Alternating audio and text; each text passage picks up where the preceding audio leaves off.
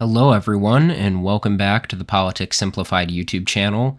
Today, we're going to be talking about the new 2026 congressional map in the state of Tennessee. So, for those of you who don't know, the Supreme Court recently limited the scope of Section 2 of the Voting Rights Act. I'm going to be doing a separate video on that. But basically, what they did is they basically said that in order to allege racial discrimination or racial gerrymandering, there needs to be specific evidence of said racial gerrymandering, and basically that it can't just be defended by calling it political gerrymandering, which they've green-lighted with another case. So in response to that, Republicans across the South in particular are moving to redraw congressional maps ahead of the 2026 and 2028 elections to pick up additional seats in seats that were previously protected by the Voting Rights Act Section 2. And one of the states that has moved the quickest on this is the state of Tennessee. So if you go to Tennessee's current congressional map, the 9th district, which encompasses Memphis, is represented by Steve Cohen. It has been a Democratic district forever. I mean, going back to 1976. It has been a Democratic district. And the Republicans just redrew the map to split Memphis, or to crack Memphis into 3 separate districts, the 5th, the 8th, and the new 9th, all of which are Republican-leaning districts, rather than a Democratic-leaning district in Memphis. Additionally, the 9th was protected because it was a majority-minority district. However, these 3 new districts are no longer majority-minority districts. And when we go into the 2024 presidential election results, what we see is that all 3 of these districts are solidly Republican.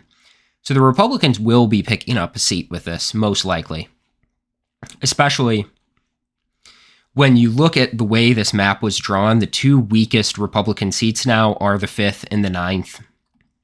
Both of which, if you go back to 2008, Barack Obama won both the 5th and the 9th by around 8 points apiece. So that's where some people could come in and say, oh, is this a dummy mander?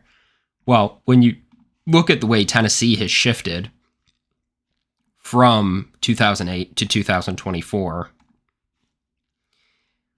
it has shifted significantly to the right, especially in the western region of the state. It has shifted to the right significantly. Hardeman County flipped, and now Haywood County is on track to flip. And, you just look at how much the state of Tennessee has shifted to the right from where it was in 2008. And, 2008, McCain plus 15, 2024, Trump plus 30. It's shifted to the right by a factor of 2. So, worst case scenario, the Republicans lose the 5th and the 9th, and it ends up being a wash of the 2020 map. If they lose just one, it ends up being a wash of the 2024 and 2022 map. But the thing that's interesting is Andy Ogles is the incumbent in the 5th, and the new 9th is also the other new Republican seat. So they drew it in the sense that knowing these election results, there probably wasn't going to be, it was going to be a wash at the worst. So they drew this map very well. And I'm not articulating an opinion on them drawing the map. I believe maps should be drawn fairly by independent commissions, but that's not where we're at right now. But basically, the 5th and the 9th, they drew this map with the idea in mind that if 2 seats flip, it's going to be the 5th and 9th, Andy Ogles being the incumbent in the 5th, and, the one they drew the 3rd seat in Nashville for, in the 9th, which is the new Republican seat they're drawing. But, I mean, even if you look at 2012, I think Barack Obama held on to both by under a point each. well, he lost one by under a point, and he won one by under a point. He won the 5th by under a point. But then you look at 2018 senator results, the closest a Democrat has come to winning in Tennessee, and still both the 5th and the 9th went Republican. However, you do need to understand Marsha Blackburn was the representative from the 8th district, if I remember correctly, if I go back to the House results in 2016. Well, she was from the 7th district, sorry, which geographically overlaps with some of the new 5th and new 9th. So you could chalk that up to that. But that also requires a Democrat getting within 10 points of winning the state of Tennessee. So essentially, what the Republicans have done here is they have drawn a mega gerrymander, a megamander, to send a 9-0 congressional delegation to Congress. It's an incredibly strong gerrymander. Like I said, worst case scenario, it ends up being a wash. And we're going to talk about Florida in the coming days. But the thing with this one is worst case scenario, this one ends up being a wash. Worst case scenario with Florida, it could be a dummy mander. And Wikipedia hasn't updated much. But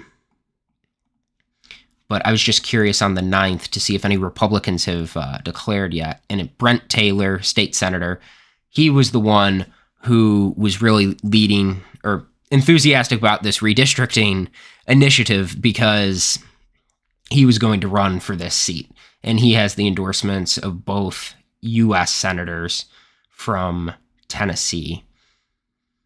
So Race to the White House has not updated its polling yet, or its ranking, but it's ranked solid Republican to flip. And then District 5, the other one that could be